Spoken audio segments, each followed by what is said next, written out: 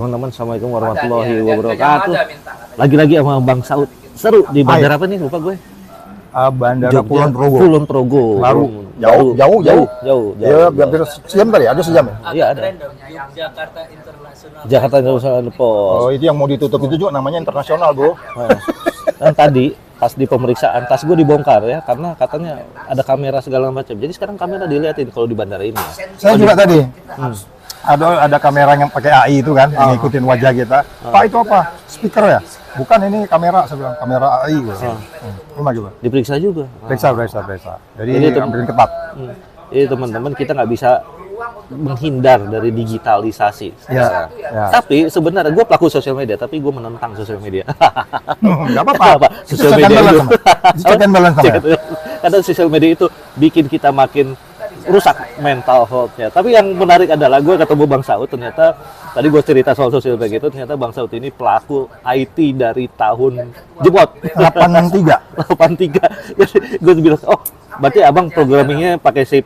Oh itu udah jauh tuh, nggak ada. Jadi bahkan bahasa programming yang dipakai oleh Bang Saud tahun 83 gue nggak ngerti. Assembler namanya. Assembler. Jadi dia kalau bilang add apa, bahkan jauh di depan lagi. Kalau kita mau menerbitkan angka 4 umpamanya di layar, itu kan ada 7 segmen. 7 segmen itu di drive pakai apa gitu? Waduh. Pasti gua nggak tahu tuh. Yang gua tahu 486, karena gua pernah pakai. 486 udah jauh tuh, Bro. Sebelumnya ada 286 juga. Nah, itu gua baru tahu ada 28. Ada 2. Sebelum 286 ada lagi yang namanya Z800. Waduh. Itu CPU-nya masih jauh di bawah, RAM-nya juga masih berapa? Kebayang nggak? Kebayang. Dan itu gede-gede dulu ya. Nah, kecil-kecil juga RAM-nya. Enggak, maksudnya fisiknya gede. Oh iya, bisinya gede. Bentuk bisinya gede. Ya. CPU kan? Ya, CPU-nya gede. CPU. Nah, jadi kalau komputasi sekarang nih makin canggih dan makin kecil, awalnya itu gede-gede gitu. Ya. Nah, itu apa ya? Gue lupa. Prof. Renat Kasali pernah cerita itu masuknya di teori abundance, digital abundance gitu. Jadi soal itu adalah soal bagaimana di teori abundance itu makin banyak transistor dipakai, nah itu informasi jadi makin banyak bisa tersimpan. Nah, tapi ya itu hal yang lain. Bang, jadi gimana Bang? Abang melihat dunia sosial apa ya? Kita kan gaduh banget nih sekarang nih Bang ya di sosial media nih, apalagi di dunia politik nih Bang. Apalagi dengan kejadian teman kita.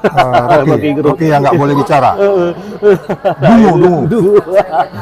Gimana? Kalau gue sih ngeliatnya gini Bang, ini akan rame ya sampai pada satu titik dia akan hilang by nature.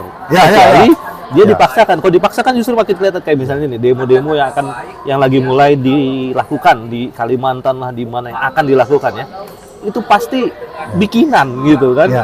Tahu nggak tanya orang Kalimantan, apakah mereka benar-benar mau mendemo Rocky? Atau yang semalam yang ibu-ibu yang anggota DPR dari sebuah partai itu, dia mengatakan mewakili masyarakat Yogyakarta, ngomongnya gitu, masyarakat Yogyakarta tidak menginginkan Rocky Gerung bla bla bla gitulah kurang lebih. Nah itu benarkah seperti itu? Nah gitu. Nah karena gini Bang, sosial media itu membuat keterwakilan itu menjadi bisa dimanipulasi Bang. Itu yang disebutnya kebohongan itu kan, ya kan? Yang disebutnya sebagai sebuah sesuatu yang terjadi itu cenderung yang bohong yang dipercayai, yang viral yang dipercayai, padahal enggak. Jadi tapi sebenarnya kalau kita bicara gerakan massa, itu gerakan dalam teori intelijen itu disebutnya teori penggalangan. Nah, ini sekarang udah out of date ini sebenarnya, udah cerita lama ya. Namanya penggalangan itu selalu dikatakan cenderung buat baik, membuat keadaan menjadi dinamis, atau cipta kondisi dalam bahasa yang lain ya. Tapi itu sebenarnya bisa abu-abu itu. Nah ini yang menurut saya di pemerintahan mendatang itu harus clear and cut. Ini antara penggalangan, cipta kondisi, atau keinginan lo gitu. Jadi kalau kita bicara berita itu kan sebenarnya hanya 3 aja kan. Analisa, ya fakta atau keinginan gitu. Ya kan? Ini kan cuma 3 ini aja berita di bumi yang muter-muter di sosial media ini kan cuma 3. Kalau saya ngomong A, itu keinginan saya atau faktanya A, atau analisis saya.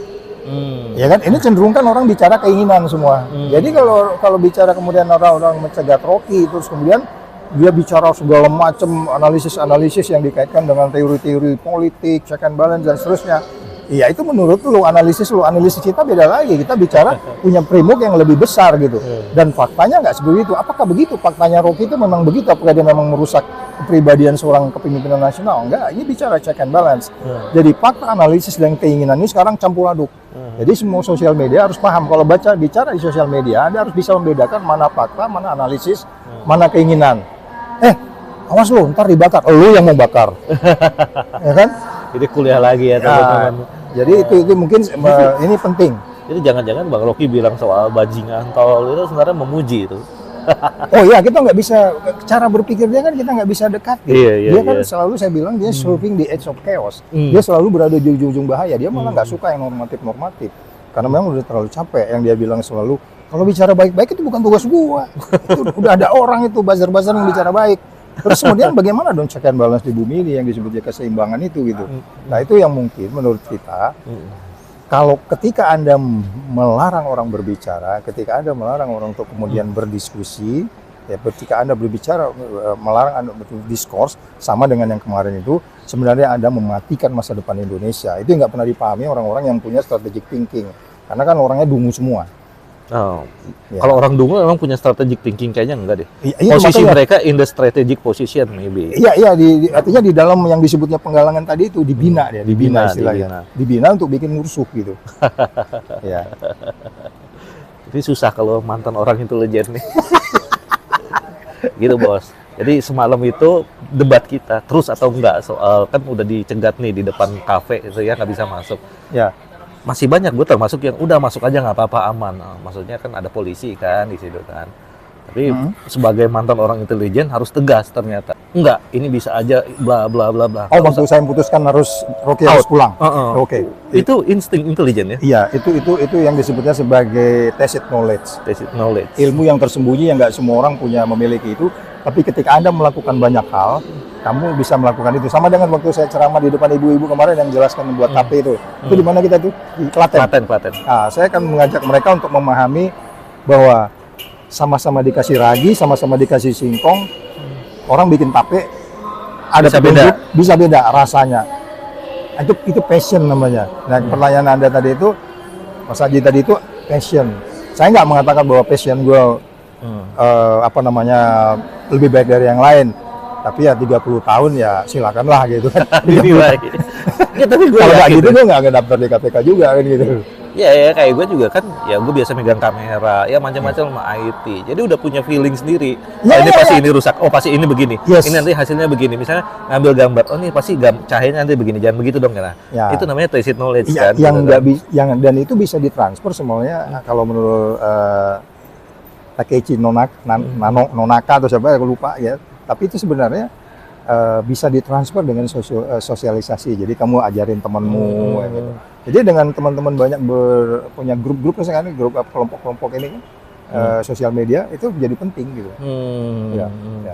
Iya, jadi ya itu. Dan satu lagi, keputusan cepat semalam itu. Nah, itu penting karena gue sendiri masih ragu-ragu. Tadi dulu, teman-teman yang lain juga. Tadi dulu. Lu kan karena mau cari berita. Iya. Lu pengen Rocky berdebat ya kan? Lu pengen ngeliat Rocky berdebat sama orang itu kan? Kalau gue approach-nya nggak di situ bro. I have to protect him. Ini aset nasional bro. Iya. Ini aset nasional. Orang-orang bilang belum tentu 100 tahun ada muncul orang-orang kayak Rocky ini gitu loh. Iya, kita harus pahami gitu, dulu.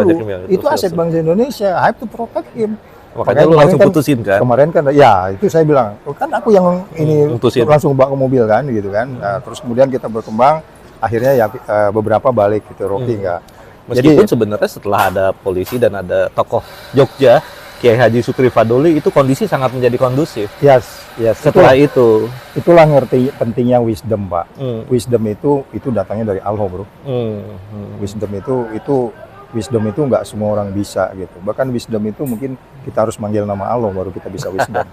Iya kan? Iya. Ya? Kalau gue bilang kemarin kalau waktu di Darul Ulum, kalau gue ya harus ke gereja gitu. Iya kan? Gitu. Ya. Tapi gue suka kecepatan pengambilan keputusannya dan ketegasannya. Lu dapat karena ini baru apa ya namanya?